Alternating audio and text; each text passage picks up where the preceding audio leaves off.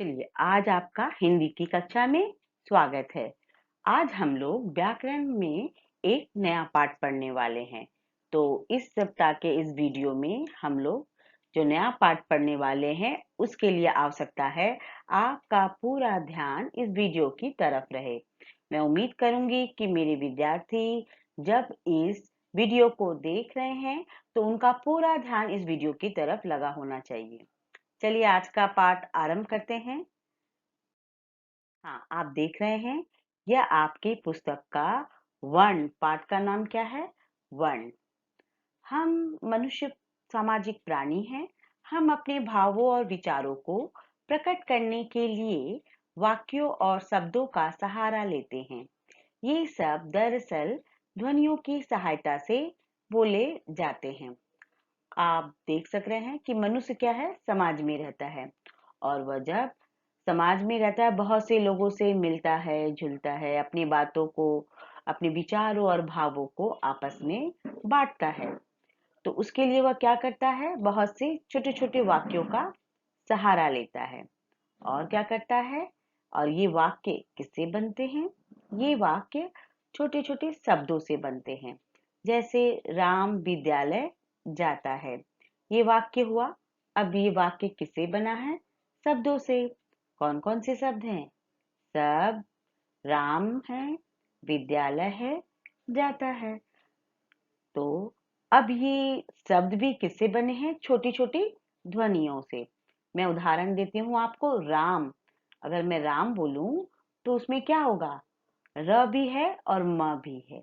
तो र म, तो र आ म, राम। ये तीन ध्वनियां इसके अंतर्गत हैं। तो आप समझ सक रहे हैं कि हमारी जितनी भी बातें हैं वे सभी छोटे छोटे ध्वनियों को मिलकर बनाई गई हैं।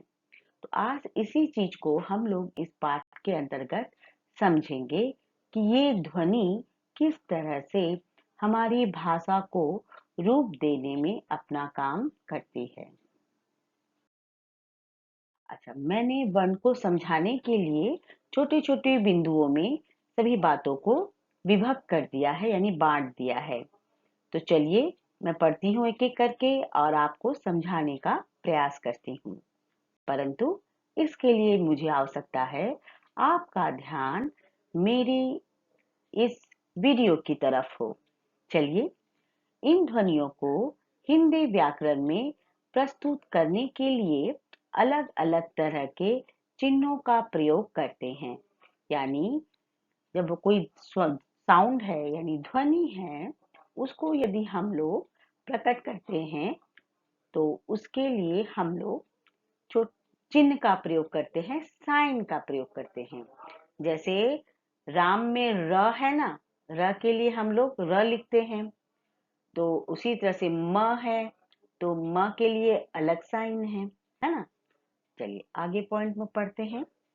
यह चिन्ह वर्ण भी कहे जाते हैं। हिंदी भाषा में कई वर्ण हैं, जैसे अ, आ, ख, छ आदि। अ ध्वनि के लिए देखिए, आप देख सक रहे हैं अवर्ण है। और आ ध्वनि के लिए आ साइन है। ख के लिए ख वर्ण है। और छ के लिए ये जो छ चिन्ह है, यानी वर्ण को हम लोग चिन्ह भी कहते हैं। शब्द की छोटी इकाई अक्षर और अक्षर से छोटी इकाई ध्वनि होती है। ध्वनि को वर्ण भी कहते हैं। ध्वनि को वर्ण भी कहते हैं। आप देख सक रहे हैं कि लेटर्स यानी अक्षर क ख ग घ ये सभी अक्षर हैं। लेकिन इन अक्षर से भी छोटा कौन है? छोटी है ध्वनि। और ध्वनि को क्या कहते हैं हिंदी व्याकरण में? हिंदी व्याकरण में इन ध्वनियों को वर्ण कहा जाता है। अच्छा, जैसे अब ये अंतिम पॉइंट्स है यानी अंतिम बिंदु है। हल, इसमें दो अक्षर है, ह ल, लेकिन इसमें वर्ण चार हैं। कैसे? ह अ ह, ल अ ल, यानी इसमें चार साउंड है, चार ध्वनियां हैं। आप समझ सके हैं? तो मैं उम्मीद करूंगी कि आपको ये सभी बातें अच्छे से समझ में आ रही हैं। तो चले आगे बढ़ें। वर्ण उसके प्रकार। ध्वनियों और वर्णों के व्यवस्थित समूह को वर्णमाला कहते हैं। वर्णमाला में स्वर और व्यंजन दो प्रकार की ध्वनियां हैं और स्वर किसी भी वर्ण की सहायता के बिना बोले जाने वाली ध्वनियां स्वर कहलाती हैं। जैसे देखिए यहाँ पर स्वर है अ, आ, छोटी, बड़ी, छोटा ऊ, बड़ा ऊ, री, ए, ओ, औ। तो ये आपने देखा होगा व्याकरण की पुस्तक में या फिर आपकी क ख ग घ की पुस्तक जब थी तो उसमें एक तरह से सच कर पूरा वर्ण लिखा था, अक्षर लिखे थे ना क ख ग सब। तो उस समूह को वर्णमाला कहते हैं और ये जो समूह है ये दो भागों में विभक्त है, एक स्वर और दूसरा व्यंजन। तो स्वर वर्ण कौन है? अ आ ई ये सभी स्वर वर्ण हैं। इसके अंतर्गत अंग और आहा। अंग को अनुस्वार करते हैं अर्थात अ के ऊपर बिंदी और विसर्ग यानी आहा यानी अ के पास में दो बिंदी और अनुनासिक आ के ऊपर चंद्र बिंदु, इसे अनुनासिक कहते हैं हिंदी व्याकरण में। और उसके बाद आगत ध्वनि यानी अ। इसका प्रयोग अंग्रेजी शब्दों को उसके उच्चारण के साथ लिखने में इसका विशेष योगदान होता है, हम इसका प्रयोग करते हैं। चलिए इन सब के बारे में हम आगे पढ़ने वाले हैं। व्यंजन, स्वर पढ़ लिया ना आपने, अब हम लोग व्यंजन पढ़ते हैं। स्वर की सहायता से बोले जाने वाली ध्वनियां व्यंजन कहलाती हैं। अब ये मैंने पहले बताया भी ना, आप देख भी रहे हैं। क ख ग घ अंग, च छ ज झ इय, ट ठ ड ढ अण, त थ द ध न, प फ ब भ म, य र ल व तालव्य मूर्धन्य दंतेश ह। और नीचे है, उसके नीचे ज और फ, ये गृहीत है। गृहीत का मतलब इसे लिया गया है। अरबी, फारसी और उर्दू के बहुत से शब्दों का को हम लोग हिंदी भाषा में प्रयोग करते हैं, तो उनके सही उच्चारण के लिए ये इन अक्षरों का या इन व्यंजन वर्णों का प्रयोग होता है। इसके साथ संयुक्त व्यंजन छ, त्र, ज्ञ और स्र। आप कहेंगे मैम इसे संयुक्त व्यंजन आप क्यों कह रही हैं? यानी ये जो है ये ये व्यंजन वर्ण माने एक व्यंजन में और भी व्यंजन और स्वर मिलकर बने हैं, जो आगे मैं आपको बताऊंगी। और उसके साथ दो ध्वनियां और है, र और र। कहने का तात्पर्य यह है जैसे पेड़ और पढ़, तो पेड़ र और पढ़ र, इन दोनों का भी प्रयोग होता है बहुत सी ध्वनियों को स्पष्ट रूप से बताने के लिए या फिर उसका उच्चारण करने के लिए। तो अब हम आगे बढ़ते हैं। मात्रा। मात्रा से तो आप सभी पूरी तरह से परिचित हैं और आप लोग जब भी हिंदी लिखते हैं तब आप मात्रा का प्रयोग करते हैं। पर मात्रा आई कहाँ से है ये भी आप जानते हैं कि हिंदी में स्वर दो प्रकार से लिखे जाते हैं। अपने मूल रूप में, जैसा वे अपने मूल रूप में नहीं जैसे हैं वैसे ही लिखे जाते हैं। जैसे अ आ ई। अगर मैं आम लिखूंगी तो पहले आ लिखूंगी फिर म लिखूंगी, तो वहां पर मात्रा नहीं लगा है। अगर मैं इमली लिखती हूँ तो ई जो है वैसा ही लिखा जाएगा। यानी जब स्वर प्रथम में आए तो वह मात्रा के रूप में प्रयोग नहीं होते। किसी व्यंजन के साथ मिलाकर जब स्वर का प्रयोग करेंगे, किसी व्यंजन के संग मिलाकर, तो कैसे करेंगे? प प्लस आ पा, न प्लस ई नी, र प्लस आ रा। तो आप देख रहे हैं कि व्यंजन वर्ण जो होते हैं वह अकेले होते हैं, लेकिन जब उनमें मात्रा लग जाती है तो वह मात्रा का साउंड यानी ध्वनि उसके संग जुड़ जाता है। जैसे प, प प्लस आ पा, न प्लस ई, नी। र प्लस आ, रा। चलिए आगे बढ़ें। अब यहाँ पर आपके सामने है मात्रा। व्यंजनों के साथ जोड़ने पर स्वरों को पूरा नहीं लिखा जाता, बल्कि स्वर के लिए जो चिन्ह निश्चित है उसे लिखा जाता है। हाँ, देख रहे हैं आप, अभी हमने समझा भी है कि नीचे यहाँ पर हमने एक टेबल बनाए भी है जिसमें दिखाया भी है कि स्वरों के चिन्हों को मात्राएं कहते हैं।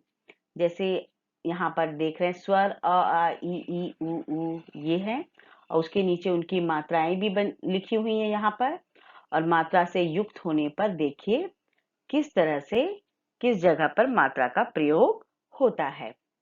जैसे क, यहाँ पर मात्रा नहीं है। फिर उसके बाद का, आ की मात्रा, की छोटी की मात्रा, की बड़ी की मात्रा, कु छोटा ऊ, कु बड़ा ऊ, क्री री की मात्रा, के ए की मात्रा, कै ए की मात्रा, को ओ की मात्रा, कौ औ की मात्रा। तो ये आप समझ गए हैं। आगे बढ़ते हैं। हल चिन्ह, हल चिन्ह का विशेष महत्व है। सभी व्यंजन में अ की ध्वनि मिली होती है। जब कोई व्यंजन बिना स्वर के लिखा जाता है तो उस स्वर के नीचे हल चिन्ह लगा देते हैं। इस चिन्ह को हलन कहते हैं। इस चिन्ह को हलन कहते हैं। जैसे क, ख, ग।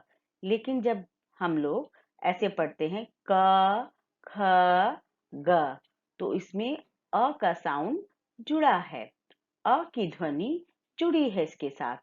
लेकिन जब इसमें हल चिन्ह लग गया क में, तो ये क्या हो गया? क। ख में हल चिन्ह लगा ख, ग में हल चिन्ह लगा ग। आगे बढ़े। वर्ण विच्छेद, इस पर विशेष तरह से आप ध्यान दें। वर्णों के सार्थक मेल से शब्द बनते हैं। सार्थक मेल का अर्थ कि यदि हम किसी भी वर्ण को लिख दें और उसका कोई अर्थ ना आए तो वह सार्थक नहीं हुआ। जैसे मैं बोल रही हूँ मकल, मकल। मैंने यहाँ पर म भी लिया, क भी लिया और ल भी लिया, लेकिन ठीक तरह से उसको नहीं रखा। उसका अर्थ मुझे समझ में आया नहीं, मकल का कोई अर्थ तो समझ में नहीं आया। लेकिन वही मैं बोलूं कमल, तो क्या होगा? फूल का नाम, तो अर्थ हुआ ना उसमें। इसे ही कहते हैं वर्णों के सार्थक मेल से शब्द बनते हैं। किसी शब्द के वर्णों को अलग अलग करना वर्ण विच्छेद कहलाता है। यानी कोई एक शब्द है और उसमें से हम वर्ण को अलग अलग करके दिखाएं, उसे कहते हैं वर्ण विच्छेद। जैसे फूल, फ बड़ा ऊ ल अ, फूल। सैनिक, स ए न ई क अ, सैनिक, सैनिक। तेनाली, त ए ते न आ ना ल ई ली, तैनाली। तो इसी तरह से आपको वर्ण विच्छेद का कार्य करना है।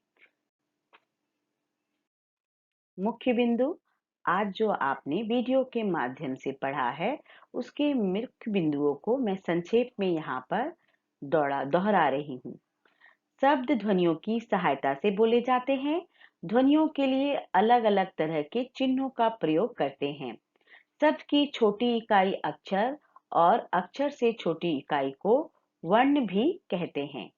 वर्णों के व्यवस्थित समूह को वर्णमाला कहते हैं। वर्णमाला में स्वर और व्यंजन दो प्रकार की ध्वनियां हैं। स्वर किसी भी वर्ण की सहायता के बिना बोले जाने वाली ध्वनियां स्वर कहलाती हैं। स्वर की सहायता से बोले जाने वाली ध्वनियां व्यंजन कहलाती हैं। स्वरों के चिन्हों को मात्राएं कहते हैं। जब कोई व्यंजन बिना स्वर के लिखा जाता है तो उस स्वर के नीचे हल चिन्ह लगा देते हैं। ध्यान देने योग्य मुख्य बातें, इस प्रस्तुति को 2 से 3 बार देखें। अभ्यास को विद्यार्थी स्वयं पूरा करें। आभासी कक्षा में अपनी जिज्ञासाओं को साझा करें। प्रतिफल अर्थात इस वीडियो को देखने के उपरांत विद्यार्थी क्या-क्या सीख सकते। उक्त वीडियो को देखने के उपरांत विद्यार्थी निम्नलिखित बातों को सीखने में सक्षम हुए। स्वर और व्यंजन वर्ण के अंतर को समझने में, वर्ण विच्छेद करने में, शब्द वाक्य संरचना के तथ्य को जानने में, अक्षरों और वर्णों के सही उच्चारण में, मात्राओं के सही प्रयोग में, व्यंजन वर्ण में हलन चिन्ह के उचित प्रयोग को जानने में। तो आज का वीडियो यहीं तक रहा। धन्यवाद। अब हम अगले वीडियो में आपसे